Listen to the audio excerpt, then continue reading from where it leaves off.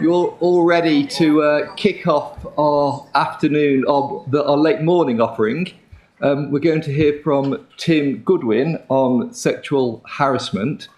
Tim's multi-talented. He's also going to do a passable impersonation of Nick Siddall, who's been delayed by the train. So the director is say that Tim is particularly good on his feet, and he's about to demonstrate that now. No pressure there, Jeremy. Thank you very much. And good morning to you all, and thank you for being here. So the talk that I'm going to give this morning is about the preventative duty, or possibly duties, and just a quick run through of what I'm going to cover. So starting with a quick refresher of the preventative duty, the duty to prevent sexual harassment. Then we're going to talk, or I'm going to talk, I should say, about the what we have termed the Australian experience, but what can be learned from the experience of lawyers in Australia, where a similar duty has been in place just a little bit longer. Then I'm going to very briefly touch on some relatively recent additional guidance from the Equality and Human Rights Commission before talking about future legislation, what's going to change, and then I'll round off with a few points of practical guidance really for you to take back to your clients. So starting then with the first issue, the preventative duty as it stands. As you're no doubt aware, and may recall indeed from last year's seminar, from October last year, there was the new duty to prevent sexual harassment. Rather unsurprisingly, there has yet to be any case law on that, it being still relatively new. I'm not in fact aware of anything even at first instance, so we don't really know how the tribunal are going to implement that. The duty is one that requires employers to take reasonable steps to prevent sexual harassment of employees in the course of their employment. It's a general duty, requires you to take reasonable steps, not all reasonable steps, but that might change. And the real impact of this relatively new preventative duty is only really going to be felt in terms of compensation. Under the equally new Section 124A of the Equality Act, the tribunal, where it has found that harassment has occurred and that that harassment involves to any extent sexual harassment, the tribunal then must consider whether there's been a breach of the preventative duty, and if it has, it then has a discretion to increase compensation by up to 25%. So what the new duty doesn't do is create a standalone cause of action. It's also a duty that can be directly enforced by the Equality and Human Rights Commission, but again, we have no knowledge of any such enforcement action having yet been taken. So we don't know what that looks like either. Now I'm going to talk about the Australian experience in a minute. Before we do, I just want to make this point, and I think it's an important one. This is not a fad. This is not something that's happening just here in the UK or in the UK and Australia. It's part of a worldwide trend. The European Union is in the process of implementing a new directive, and that directive will require employers to implement measures to prevent harassment on the basis of any of the characteristics set out in the Equal Treatment Directive. Other countries are implementing their own proactive preventative duties, and I put the examples of Spain and Italy up there on the slide. On the other side of the Atlantic, in California, the United States, not a place well known for its labour regulation, but in California they've implemented since July last year a duty for employers to implement, maintain and train staff on prevention of violence in the workplace. And of course, closer to home, the FCA's much anticipated rules on non-financial misconduct will include a requirement to prevent, to identify and mitigate the risks of sexual harassment and indeed I would say discrimination more generally. So this isn't something that's just standalone. It isn't something we're going to see disappear in a few years. This, I say, is the direction of travel dealing with discrimination in the workplace.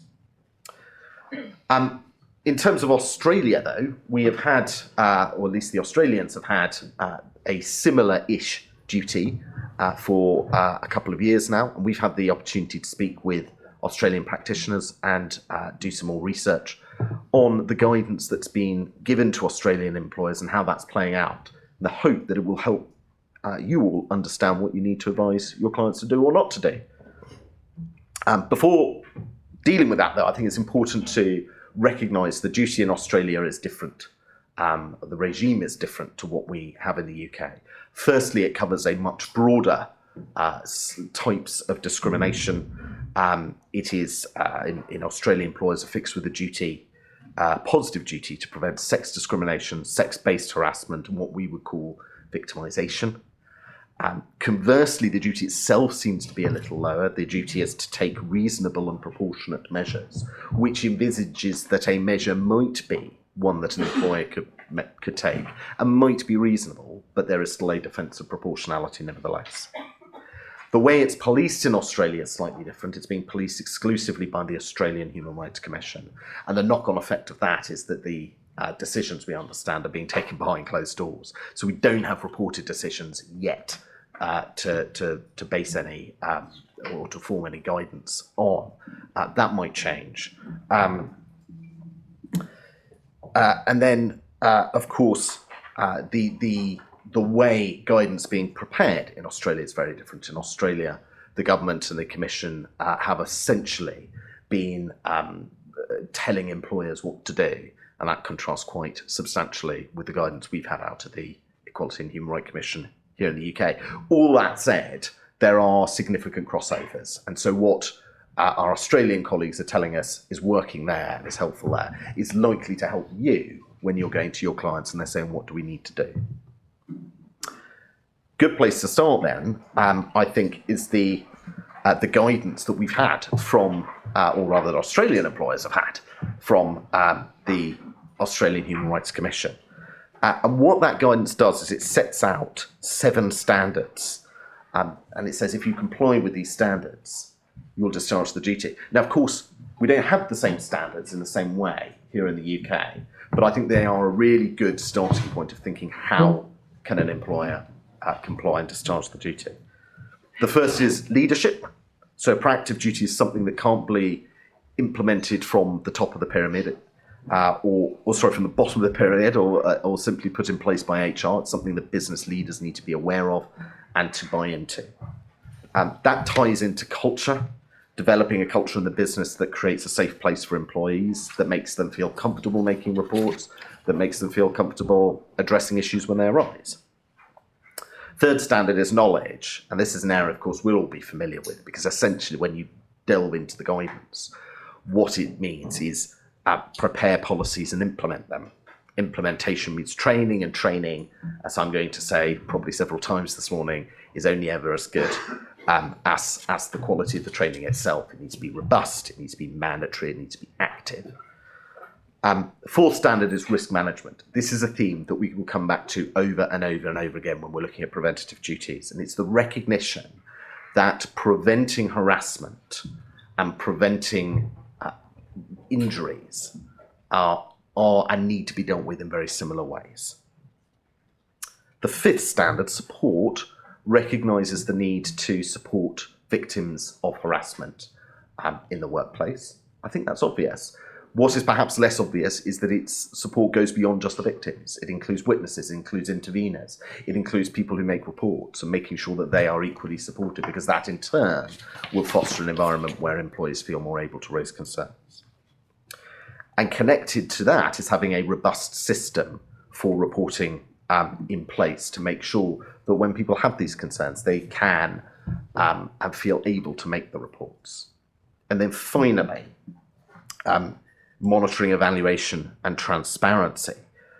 It's all very well and good having people make the reports, but you need to collect that data, you need to analyse it, you need to learn from it, and you need to use it to prevent future acts of harassment.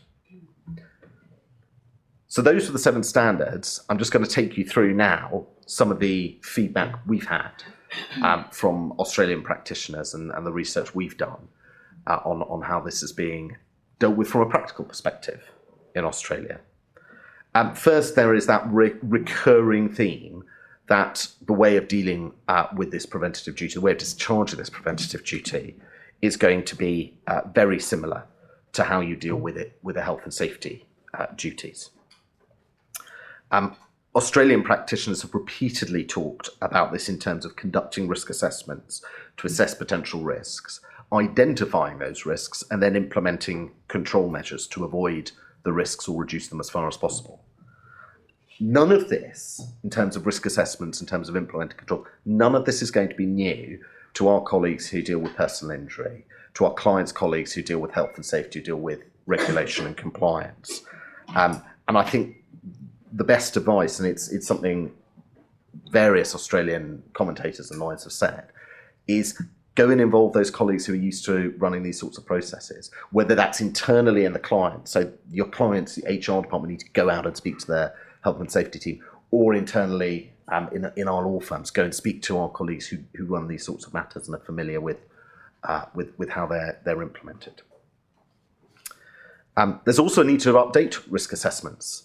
Point is frequently made. Running one risk assessment and then sticking it in a drawer and leaving it there for 10 years is of absolutely no help to you whatsoever. They need to be updated. They need to take into account things that change. They need to take into account things that are reported.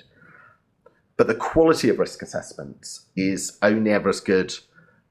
You only get out of it what you put into it. If it is an HR person sitting down with a pen and paper trying to figure out what the risks are, that's going to be a very limited value. What our Australian colleagues say to us is go out and speak to frontline staff, go and make sure that they are the ones telling you where the risks are, because that is how you're going to identify them. That's how you're going to be able to put in place measures to protect them. Another point that is made over and over is the need to put in place reporting systems that are accessible and realistic. Helpful way of achieving this might be anonymous reporting. Think also about who a report is made to. Very often, a lot of businesses, and I think it's quite common in the public sector, will have a champion. There'll be the whistleblowing champion, or in this case would be the sexual harassment champion, and that is the person you go make your report to. I think you're all ahead of me, because what if they're the harasser? What if they're best friends with the harasser? What if their boss is the harasser? So think about actually how do you make sure there are multiple different points of call that you can go to. You also need to think about what to do with those reports. It's not enough to have the reporting system. And this, I think, is going to be absolutely key in the UK, because when it comes to thinking about injuries, whether psychological or physical, when we think about health and safety injuries in the workplace, and you probably all know this, the key issue is, was the risk reasonably foreseeable? Now, it is perfectly conceivable that certain acts of harassment are not going to be reasonably foreseeable. My view is it follows that if a risk wasn't reasonably foreseeable, the employer cannot be criticised for not having taken a step to prevent that risk. But once that has happened and has been reported, it is foreseeable. So if you have a system of reports that doesn't then feed into your risk assessments, doesn't then feed into your control measures, actually what your clients are doing is putting themselves in a more disadvantageous position. They've got to have a reporting system, but that's not enough. You've got to then make sure it feeds through, that there's analysis conducted on data, that you look for things like trends. Policies and procedures are absolutely our bread and butter. Most of the time, though, of course, the point is made, they're inward looking. They deal with how employees interact with one another in the workplace, how they behave in the workplace. And I think it's relatively rare to have a policy that looks at how you interact with people outside the workplace, how you deal with the way people outside the workplace interact with you. For frontline staff, though, dealing with clients and customers on a daily basis, actually those policies and procedures are going to be essential. They need to be implemented. That's not to say internal policies aren't going to be necessary. A recommendation from one Australian lawyer was think about things like your staff relationships policy. I'm not sure they're that common to have, but actually going forward, is that something you need to put in place? Policies, though, are only ever as good as the training that underpins them. It's no good having a policy that's on the internet and telling people to go and have a look at it. That's not enough. You need to train people on what that policy says. But I say it's not enough just to train people on what it says. You need to talk to them about what it means, about how you foster that culture. Think about other issues. And again, this is one of the tips we've gotten out of an Australian lawyer. Think about bystanders. Think about intervention training. If someone sees a colleague being harassed, should they do something? Should they speak to someone? Should they intervene on the spot? These are all steps that are going to show you are preventing. I suppose our clients are preventing or taking steps, reasonable steps to prevent harassment.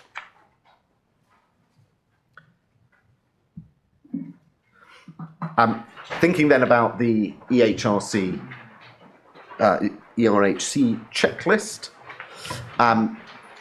This came out in November 2024, still relatively new.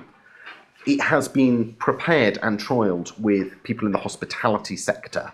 So instant question, is it relevant to most of our clients? I think the answer is probably yes, to a degree. And I say that for two reasons. Firstly, the Commission itself says this is guidance and checklists that can be adapted to your workplace. Secondly, I think the tribunals are going to expect employers to have implemented at least some of the things in this guidance. I don't think there's ever going to be a good defence to say, well, that doesn't apply to us. Because it's common sense, it is obvious, it's when you read it, you'll go through it and you'll think, aha, those are things that I could implement in my workplace. The new checklist and action plan does give a little, very little basic guidance on what the Commission understands is meant by the nature and the scope of the duty.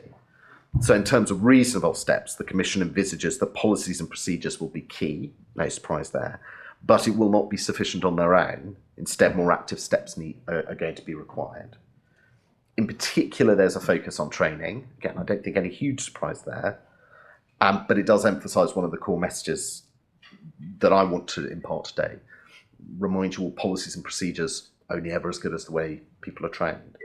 And finally, it confirms the Commission's view, if ever it was really in doubt, that the duty to prevent sexual harassment as it stands applies to third-party harassment as well.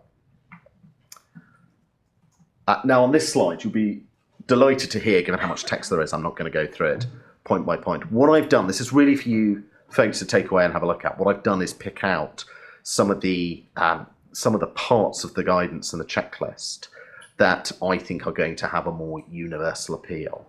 But I don't think there's ever really going to be a substitute for going away and having a read of it, and certainly not for your clients going away and having a read of it and seeing what parts of it they can implement.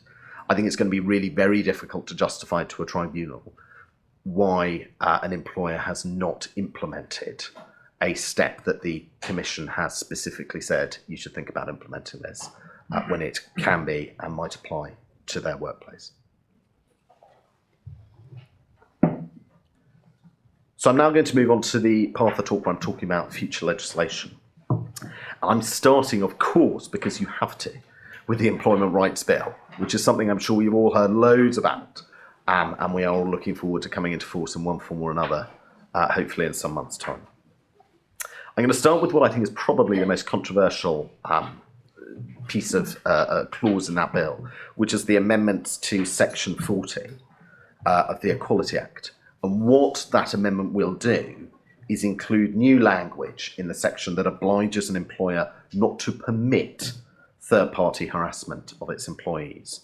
Now, an employer will be deemed to have permitted third-party harassment where, one, the employee suffers harassment at the hands of a third party, and two, the employer has not in advance taken all reasonable steps to prevent harassment.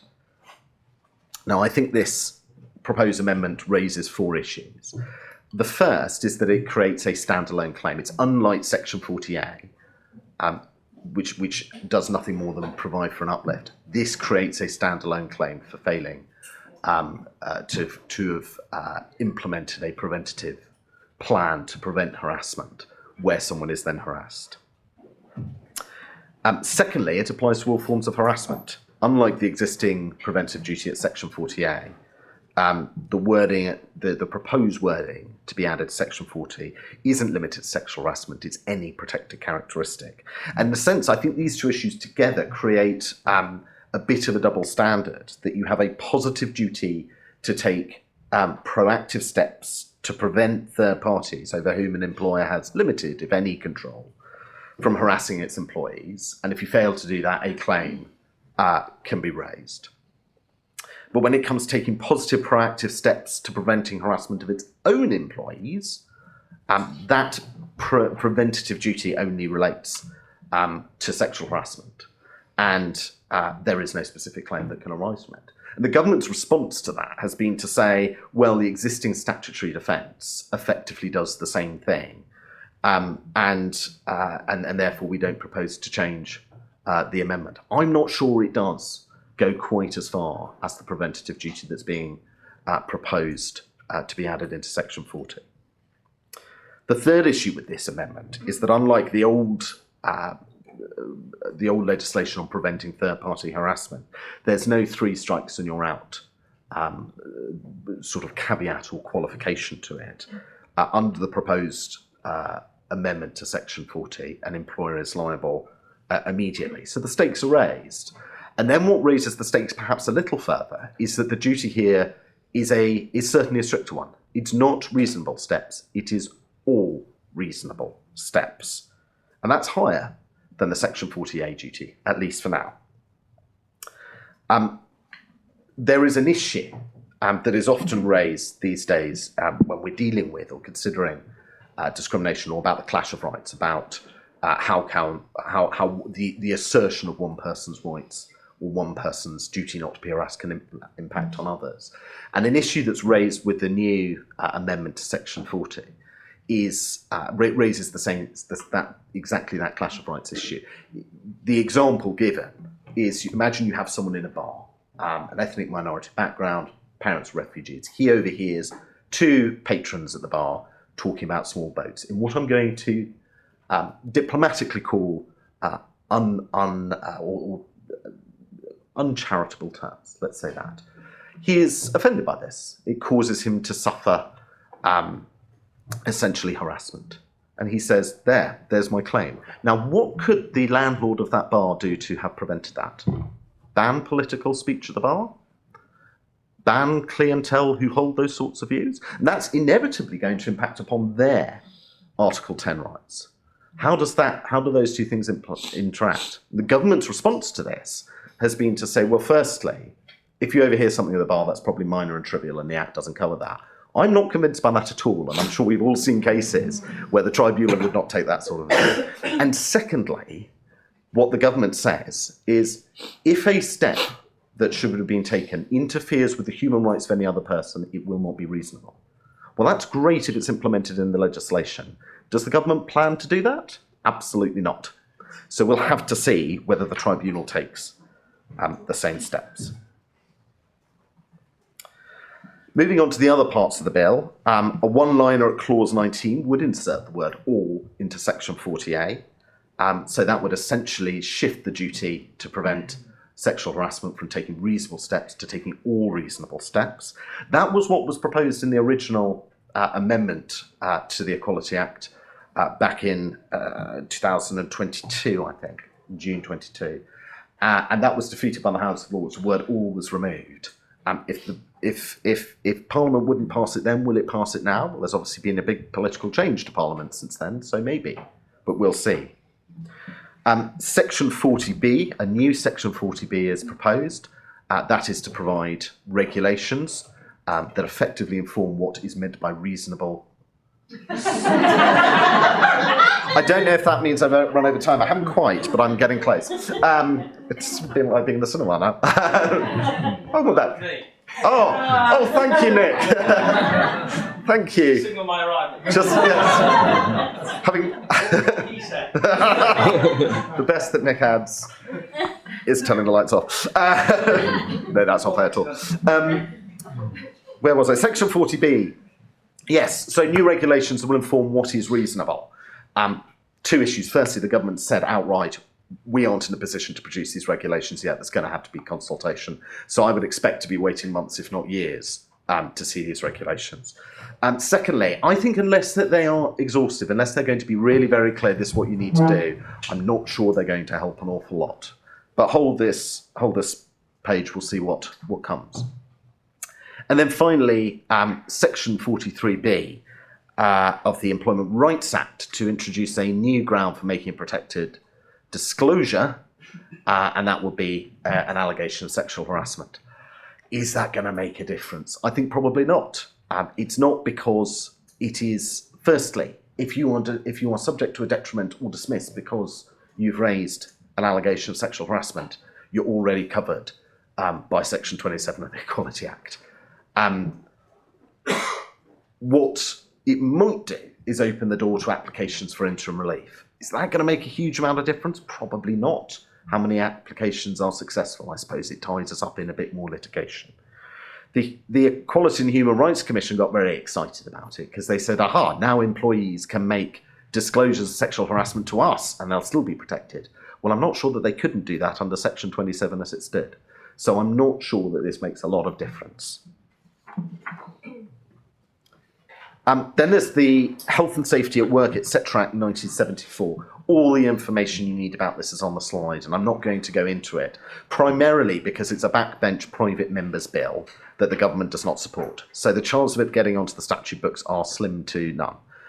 The reason it's interesting is that it again shows how increasingly this issue of preventing sexual harassment is going to be dealt with as if it were a health and safety issue.